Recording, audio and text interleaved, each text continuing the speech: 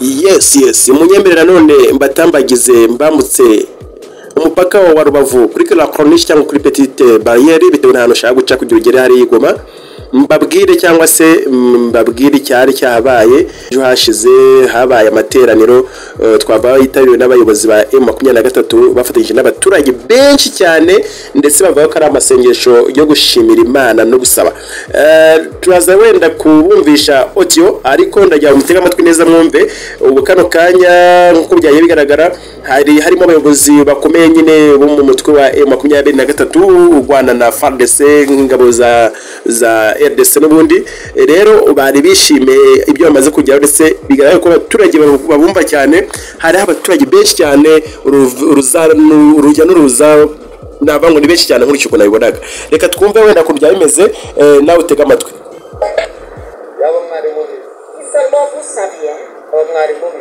seulement vous saviez hari bidendezi muvomamo là où il y a les sources là où vous prenez de l'eau Imana yararebye isanga umwanzi azahabategera Dieu a vu, il a remarqué qu'il y avait déjà l'embûche de l'ennemi de notre côté a dit regarde à ta gauche c'est là où il y a une route qui va te mener sur l'eau c'est là où vous allez uyu ni umusirikare wa M23 turi kubwiriza ufite umusemuzi nkuko mwabyumvishe urimo gusemura mu rurimi rw'igifaransa ku bantu bavuga igifaransa ngira ngo wenda umuntu guhita mubyumva neza bivangwa nyine mu mpano M23 harimo n'abapasiteri niko wenda nabibonye kuko uyu ni umusirikare urimo wigisha ijambo ry'Imana avuga ati hariya bari bazahabategera n'umusemuzi akabivuga reka wenda tuze kubumva tutabaciye mo hagati kugira dukurikirane neza Voilà pourquoi je vous ai dit il n'a pas voulu essayer que vous vous êtes tombé dans le puits de l'ennemi de notre côté. Vous serez levez-vous, levez la gloire du Seigneur. Levez-vous, alléluia. Levez vos mains, alléluia, en glorifiant le Seigneur. Alléluia.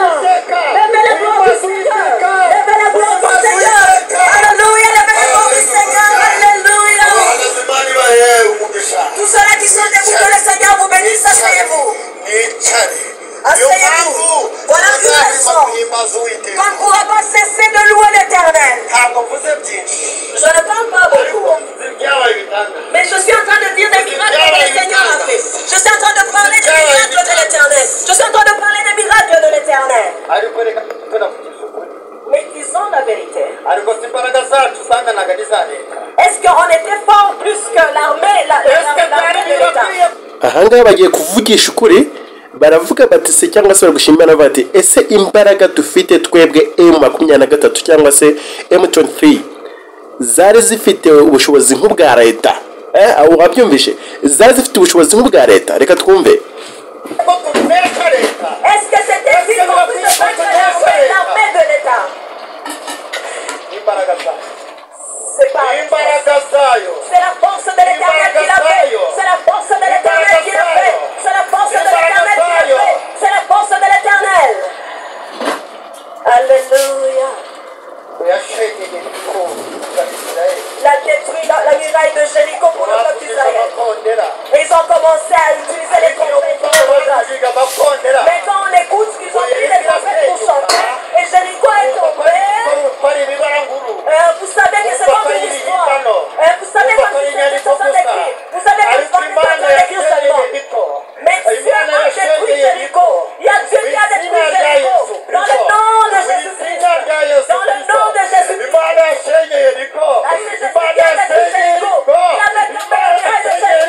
Il a tombé dans la muraille de Jéricho. Alléluia. Oh, alléluia.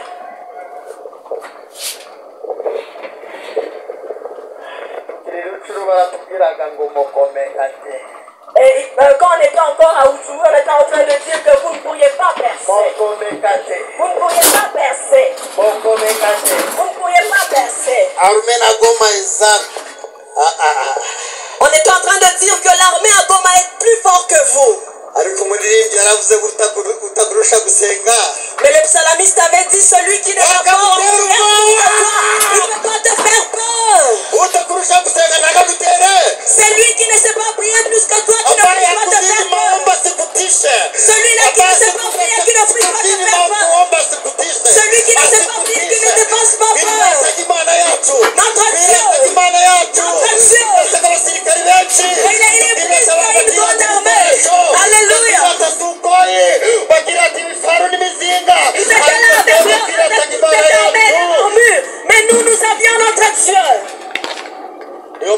tuzahwema kumuhimbaza. Voilà pourquoi on ne cessera de rendre grâce à Dieu.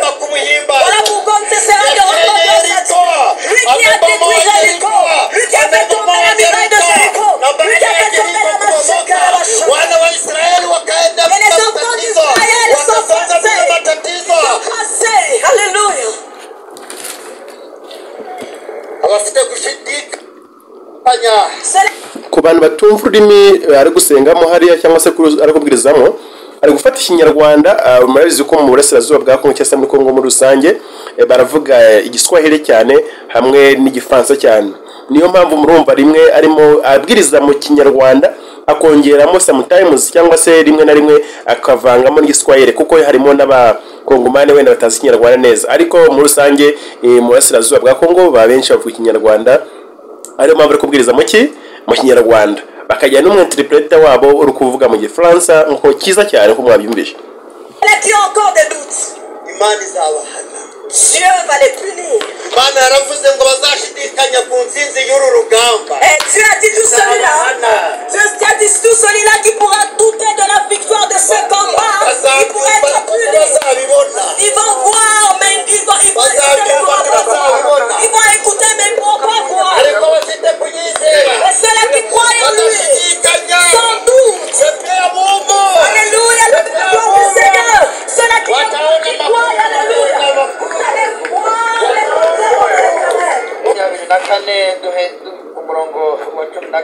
On va commencer par le verset 12.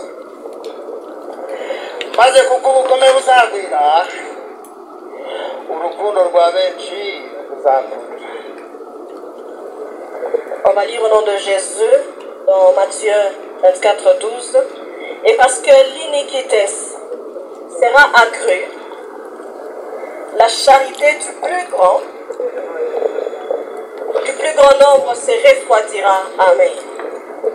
maze kuko ubugome buzagwira Parce qu'il y aura une grande méchanceté urukundo rwa benshi ruzagwira. et l'amour de nombreux pourrait se refroidir. isomo nifuza ko turivugaho J'aimerais qu'on puisse parler de ceci. kuko igihugu cyacu ubu ngubu ni inzangano. Parce que dans notre pays, il y a de la méchanceté, il y a de la haine et des tueries. urukundo rwaratonze. Il n'y a plus de charité. Ça se urukundo refroidit. rukiba mu gihugu cyacu. Il n'y a plus d'amour, encore moins de la charité dans notre pays. turahigana Nous sommes en train de vouloir s'entretuer. turicana. Nous nous entretuons. kwicana byabaye nko kujya ku meza ukarya. Le fait de s'entretuer est devenu comme une nourriture, aller à table et kwicana manger. umuntu kwica undi byabaye nko kujya ku meza kurya, ukujyayo wumva ufite icyubahiro cy'ubufasha kukugaburira. S'entretuer pour nous est devenu comme une nourriture, aller à table. On se sent bien et tu es vraiment à l'aise quand tu vas manger. C'est de cette façon-là qu'on est fier qu'on veut tuer les autres. Et c'est une honte. C'est une honte pour nous. Ça fait mal. ubona umuntu agambirira kwica undi Voir quelqu'un qui est en train de comploter pour akumva ko ari exterminer l'autre. ibisanzwe. Et il sent que c'est quelque chose de normal. hanyuma hejuru yabyo hakaba ubuyobozi Et par après, au-dessus de tout, il y a un leadership et qui est en train de voir cela se faire. Et ça ne peut pas même punir ceux-là qui le font. ukagira ngo nta cyabaye. Et tu te dis que rien ne se passe. abantu magana bagapfa Beaucoup de gens meurent. ukagira ngo ni ibimonyo byapfuye. Et tu crois que c'est comme si des fourmis qui sont en train de mourir. ariko uzi ko nacyo ari ikiremwa cy'imana. Pourtant, tu sais que c'est une créature ntabwo divine. wagikandagira watambaho. Et tu ne peux pas piétiner sur cela. ukagera ku rwego rwo kwica. Tu arrives à un moment où tu tues l'autre. ibindi bihugu iyo umuntu umwe apfuye Et dans d'autres pays, quand une personne bajya meurt, mu byunamo. ils commencent, ils font des commémorations. Et on fait descendre les yavuye drapeaux. mu kindi gihugu Et que ça dans notre pays, dans l'autre pays, diplomasi irahaguruka. il y a la diplomatie qui se lève. ariko kongo ni nko gukandagira ibimonyo. Mais au Congo, c'est comme piétiner des fruits, des uretse umuntu umwe fourmis. n'abantu magana barapfa igihugu kigakomeza ukagira ngo nta byabaye. Pas seulement une personne, des milliers de gens meurent et le pays continue à ubwo fonctionner nibwo normal. buyobozi imana idashaka. Ça, c'est le leadership ubwo dont nibwo Dieu ne veut buyobozi plus. imana idashaka. Ça, c'est le leadership que Dieu niyo ne veut plus. mpamvu ibukoze isoni. Voilà niyo pourquoi. mpamvu ibukoze isoni. Voilà pourquoi il est en train de leur faire de la honte. Voilà pourquoi ils ont la ubuyobozi honte. budakorera abaturage. Et le leadership qui ne travaille pas pour son peuple, qui n'aime pas le peuple, qui ne le protège pas, qui ne prend pas soin de ubuyobozi cela. ntabwo bukeneye. On n'a pas besoin de ce igihugu leadership. cyarazonzwe no cyaramunzwe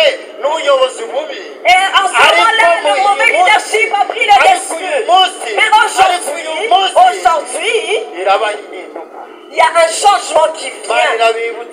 Dieu vient de vous se souvenir de vous. Dieu vient de se souvenir de son peuple. Dieu vient de se souvenir de son peuple. Dis seulement que Dieu vient de se souvenir de vous. Dans Psaume, il est dit, heureux le peuple qui a Dieu. C'est là dont j'ai choisi comme héritage. C'est votre moment. Il va faire tel qu'il fait du bien pour notre pays. Ce moment est à vous. Ce moment est pour le peuple congolais. Ce moment est pour le peuple congolais. Dieu va vous faire du bien. Ça c'est un choix qui vient d'être fait. Et rendez grâce à l'Éternel. Rendez grâce à l'Éternel. Rendez grâce à l'Éternel. Dieu qui vient vous faire du bien. Qu'il vous fasse du bien. Qu'il vous fasse du bien.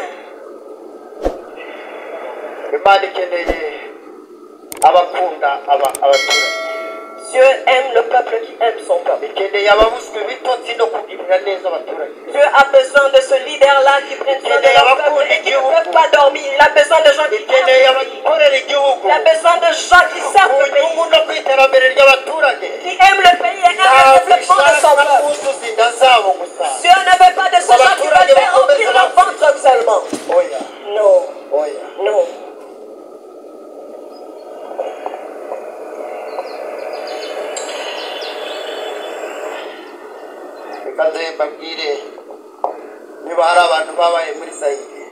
S'il y a des gens qui ont vécu au temps du Zaïre, s'il y a des gens qui ont vécu au temps du Zaïre, en ce moment-là,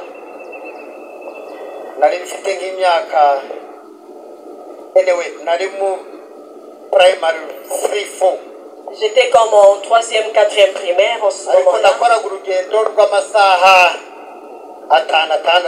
Mais je faisais un voyage de 6 heures de temps. Et c'était vraiment dans une grande brousse. Et quand la pluie tombait, tu ne savais même pas que la pluie tombait.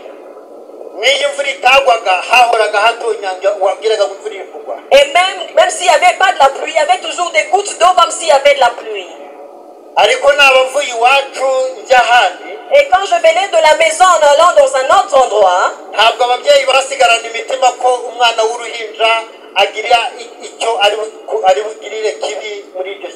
mais ça n'empêchait pas aux parents d'être inquiets de savoir tel qu'il est parti, est-ce qu'il va revenir. Ils n'avaient pas peur que quelque chose de grave pourrait m'arriver. Parce qu'ils étaient sûrs de ma sécurité.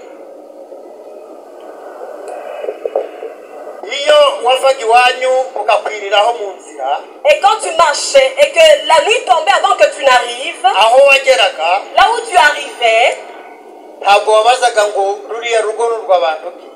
tu ne posais pas la question de savoir qui sont les gens qui vivent là-bas. Tu marchais et tu entrais dans cette maison parce que tu savais qu'ils sont des humains. Qu'ils soient Nande, qu'ils soient Mukobo, qu'ils soient Hunde, qu'ils soient Hutu, qu'ils soient Tutsi, qu'ils soient quoi qu'ils soient. Tu entrais dans cette maison sans problème.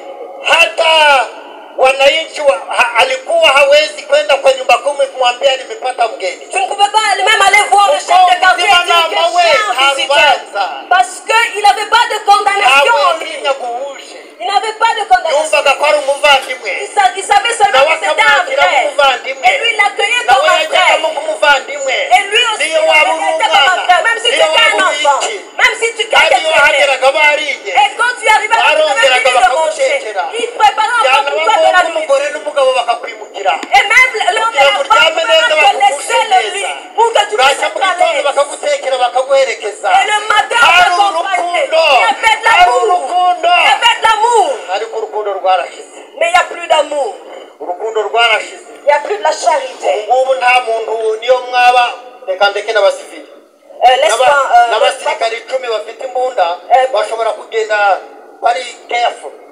Vous savez, même 10 militaires en route, ils sont là toujours prêts en disant, il peut y avoir l'ennemi n'importe où. On peut rencontrer l'ennemi n'importe où. Et si je dis qu'ils sont là aux aguets, les militaires sont aux aguets, à plus forte raison maintenant un civil. À plus forte raison pour un civil. Il est là en train de regarder partout par là. Et si c'est un Tutsi, il ne peut pas aller là où il y a des Hutus. Ils vont me tuer. Et le Hutu ne peut pas aller au milieu des Tutsi. Et pour que je puisse le Hutu. Et le Nande ne peut pas aller au milieu des autres. Parce qu'ils sont mauvais, ces gens-là.